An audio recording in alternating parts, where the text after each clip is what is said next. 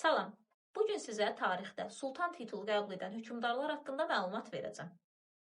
1.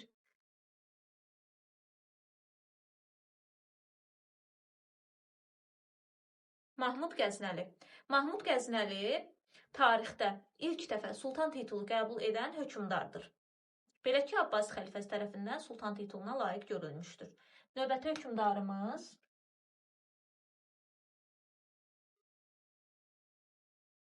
Səlcuq hökmdarı 1-ci Toğruldur. 1-ci Toğrul 1055-ci ildə Bağdadı tutduqdan sonra Abbas xəlifəsi tərəfindən ona həm Şərqin və Qərbin hökmdarı titulu verilir, həm də sultan titulu verilir.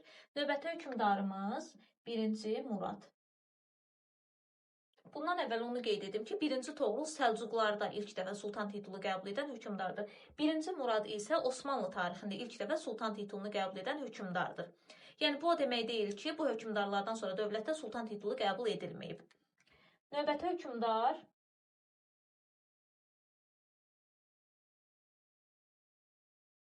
Qızıl Arslandır. Qızıl Arslan Eldəniz hökmdardır. Eldəniz hökmdarı Qızıl Arslan 1191-ci ildə sultan titulunu qəbul etmişdir.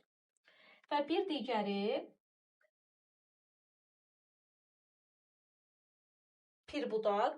Pirbudaq Qaraqoyunlu hökmdardır. Belə ki, Qara Yusif özü hökmdar ola bilmədiyi üçün, daha doğrusu sultan titulunu qəbul edə bilmədiyi üçün Pirbudağı sultan elan edərək taxta çıxarır.